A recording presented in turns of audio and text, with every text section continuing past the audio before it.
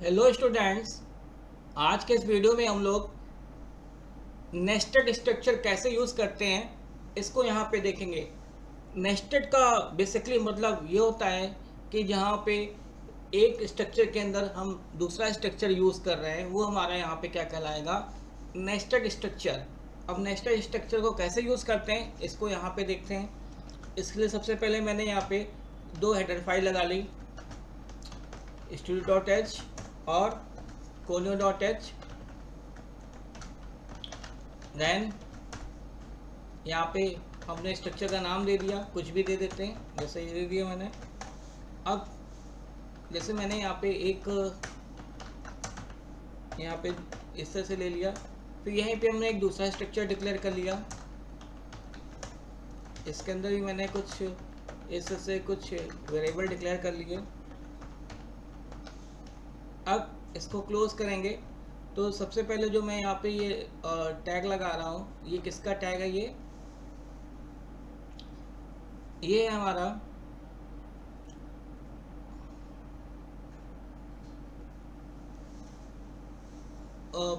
ये हमारा जो ई टैग है, ये जो BCA जो स्ट्रक्चर बना हुआ है इसका टैग है। अब सबसे बाहर मैंने इसका टैग लगा दिया, ये सबसे बाहर ABC स्ट्रक्चर का टैग है। अब इसको कैसे यूज़ करेंगे इसको यहाँ पे देखते हैं हम लोग। इसके लिए सबसे पहले मैंने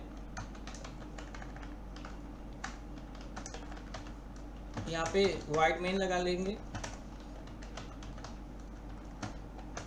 फिर सबसे पहले हमने वैल्यू इनपुट कर ली,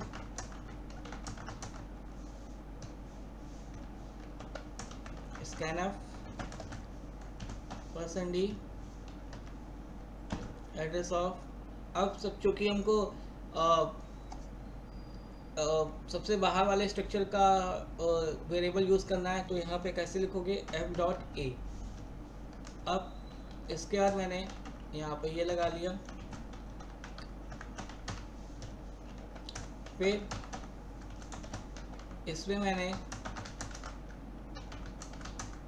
ये ले लिया, मैंने गेट्स f.b, फिर printf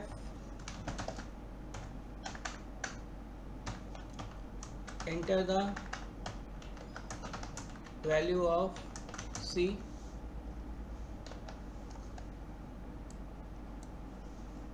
तो यहाँ पे क्या लिखेंगे, scanf.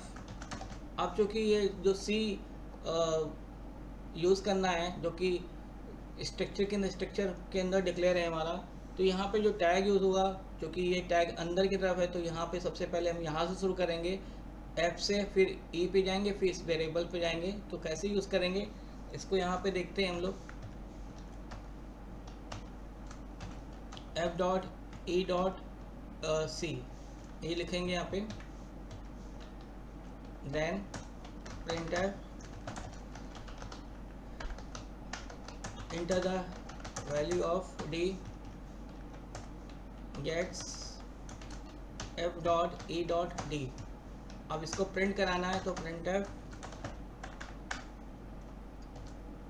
/n %d /t f.a puts f.b printf %d f.e.c then puts f.e.d। अब गेट ch लगा लेंगे, इस तरह से यहाँ पे ये यूज़ होगा। अब इसको बाद इसको सेव कर लेते हैं, Ctrl+S करते हैं और इसको एक नाम दे देते हैं str1.c। इसके बाद हम लोग टर्बो सी पे चलते हैं। यहाँ पे टर्बो सी के लिए ये टर्बो सी आ गया हमारा, ये फाइल आ गई हमारी। अब रन करते हैं।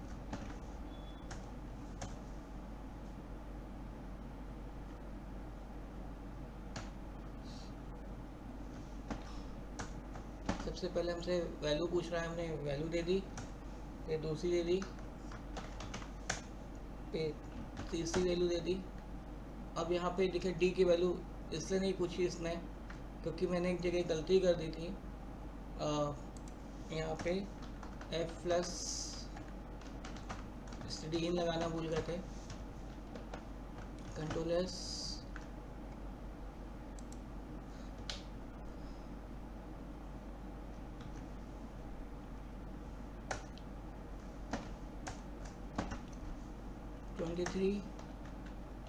राजेश वैल्यू अभी भी नहीं आ रहा है।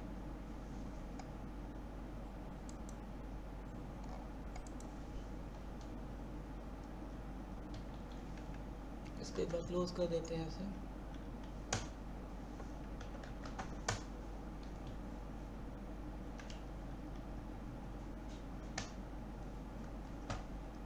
इसे टर्बो सी भी चलते हैं।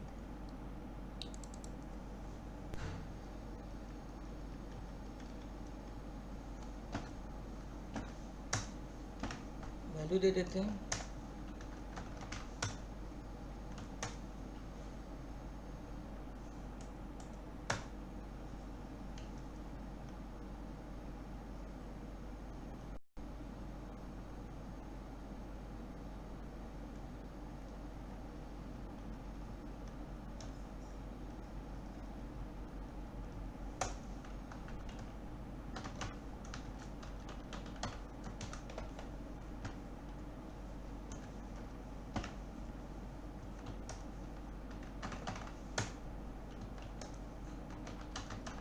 इस तरह से देखिए ये आउटपुट जनरेट हो गया है, यानी इस तरह से नेस्टेड स्ट्रक्चर यहाँ पे यूज़ होगा।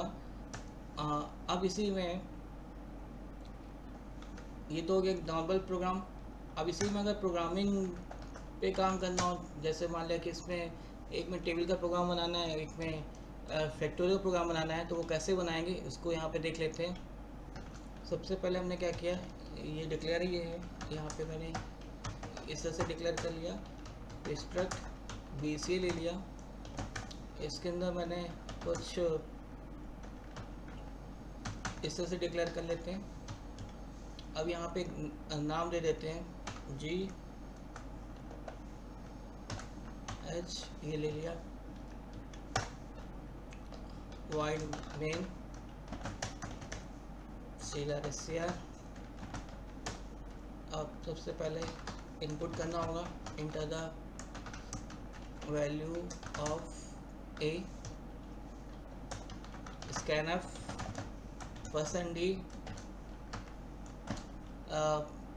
h.a, क्योंकि पहले प्रोग्राम में हम लोग टेबल का प्रोग्राम बनाना है। h.b is equal to 1, h.b less equal to 10 और h.b plus plus h.c is equal to h.a into h.b, then printf %d /n comma h.c। इस तरह से ये बनेगा। अब ये तो हो गया टेबल का प्रोग्राम। अब इसी में हमको फैक्टोरियल का प्रोग्राम बनाना है, जैसे सेकंड प्रोग्राम में फैक्टोरियल बनाना है। तो हमने यहाँ पे क्या किया, सबसे पहले तो printf enter the value of, किसकी वैल्यू इनपुट करानी है, मान लिया कि हमको डी में वैल्यू इनपुट करानी है, हम लिखा डी scanf %d h.g.d, कुछ इस तरह से लिखा जाएगा यहाँ पे h.g.d। अब एक काम और कर लेते हैं, यहाँ पे यहाँ लिख लेते हैं h.g.e इज इक्वल टू 1। अब यहाँ पे हमने लूप चलाया for h.g.f is equal to 1, h.g.f less than equal to h.g.d, फिर h.g.f प्लस प्लस। तो यहाँ पे कैसे लिखेंगे, h.g.e is equal to h.g.e into h.g.f, ये लिख लिया मैंने। अब यहाँ पे प्रिंट कराएंगे प्रिंटर %d /n h.g.e ये हो जाएगा। देन गेट ch लगा लेते हैं, यहाँ पे कंट्रोलर्स कर लेते हैं। अब इसमें हो कैसे रहा पहले तो देख लेते हैं। सबसे पहले तो हमने यहाँ पे वैल्यू इनपुट कर ली, क्योंकि टैग के बेस पे हो रहा है यहाँ पे, तो प्रोग्राम वही है, बस यूज़ करने का तरीका बस इसमें क्या होता है, टैग के बिहाफ पे ही हम यहाँ पे कुछ भी इनपुट करा सकते हैं। तो यहाँ पे क्या हो रहा है कि सबसे पहले मान लिया कि मैंने टैग के बेस पे ए में वैल्यू इनपुट करा ली 5। अब यहाँ पे लूप चल रहा है और बी की वैल्यू यहाँ पे क्या 1 है और कंडीशन अभी भी ट्रू है, तो यहाँ पे आएंगे 5 × 1 कितना हो गया 5, तो ये 5 यहाँ पे स्टोर हो जाएगा। फिर से बी प्लस प्लस होगा, बी की वैल्यू 2 हो जाएगी, कंडीशन अभी भी ट्रू है, तो यहाँ पे आएंगे 5 × 2 10 हो जाएगा, 10 यहाँ प्रिंट होगा। फिर से बी प्लस प्लस होगा, बी के लिए 3 हो जाएगी, अभी भी कंडीशन ट्रू है, तो 5 × 3 कितना हो गया 15, यहाँ पे प्रिंट होगा। और इस तरह से फिर से बढ़ेंगे h.b प्लस प्लस हो गया, यानी कि अब b की वैल्यू 4 हो जाएगी, अभी भी कंडीशन ट्रू है, तो 5 × 4 20 होगा, यहाँ पे 20 प्रिंट होगा। तो इस तरह से लूप कब तक चलता रहेगा, जब तक कि कंडीशन ट्रू है। जैसे ही कंडीशन फॉल्स होगी हम इस लूप से बाहर आएंगे। बाहर आने पर आप देख रहे हो कि यहाँ पे सेकेंड स्ट्रक्चर में ई वेरिएबल में मैंने एक 1 इनिशियलाइज कर रखा है, चूँकि ये प्रोग्राम फैक्टोरियल का है। तो यहाँ पे सबसे पहले मान लिया कि हमने 5 ही वैल्यू इनपुट की हुई है और f की वैल्यू 1 है, और कंडीशन यहाँ पे क्या लगाई कि d की वैल्यू यानी 5 तो चले। और आपको मालूम फैक्टोरियल का प्रोग्राम क्या होता है कि हमने जो भी वैल्यू इनपुट की वो 1 से लेके उतनी वैल्यू तक मल्टीप्लाई हो जाता है। तो कंडीशन ट्रू है, तो यहाँ पे आते हैं e की वैल्यू 1 है और f की वैल्यू 1 है, तो 1 × 1 कितना हो जाएगा, यहाँ पे 1 प्रिंट होगा। फिर से प्लस प्लस होगा, f की वैल्यू 2 हो जाएगी, कंडीशन अभी भी ट्रू, तो 1 × 2 कितना हो जाएगा 2, तो यहाँ पे 2 हो जाएगा। फिर से प्लस प्लस होगा, अब वैल्यू क्या हो जाएगी 3, कंडीशन अभी भी 2 × 3 कितना हो जाएगा 6। फिर से प्लस प्लस होगा, अब f की वैल्यू 4 हो जाएगी, अभी भी कंडीशन 2, तो 6 × 4 कितना हो गया 24, ये 24 प्रिंट होगा। फिर से प्लस प्लस होगा, आपकी वैल्यू क्या हो जाएगी 5, अभी भी कंडीशन 2 है, तो 24 × 5 120 हो जाएगा। फिर से प्लस प्लस होगा, वैल्यू क्या हो गया 6, अब चूँकि कंडीशन फॉल्स हो जाएगी, क्यों, क्योंकि डी की वैल्यू 5 थी और एफ की वैल्यू 6 हो चुकी, कंडीशन क्या हो गई फॉल्स। फॉल्स आने पे लूप से बाहर हो गए, बाहर आने पे ई की वैल्यू क्या प्रिंट होकर आएगी 120। तो इस तरह से यहाँ पे फैक्टोरियल का प्रोग्राम हमारा एग्जीक्यूट होगा। अब इसको एक बार हम लोग टर्बो सी पे भी चला के देख लेते हैं कि टर्बो सी में कैसा आउटपुट आता है इसका। इसके लिए टर्बो सी पे चलते हैं। देखिए 5 की टेबल आ गई है। अभी आपसे डी की वैल्यू पूछ रहा है, हमने वैल्यू दे दी 5, तो यहाँ देखिए फैक्टोरियल का प्रोग्राम बन गया है। तो इस तरह से ये लूप चल रहा है। फिर से एक बार देख लेते हैं। यहाँ पे मान लिया कि हमने 12 ले लिया यहाँ पे, तो ये 12 की टेबल आ गई, और 7 ले लेंगे तो ये 7 का फैक्टोरियल आ जाएगा। तो इस तरह से हम यहाँ पे नेस्टेड स्ट्रक्चर का यूज़ कर सकते हैं।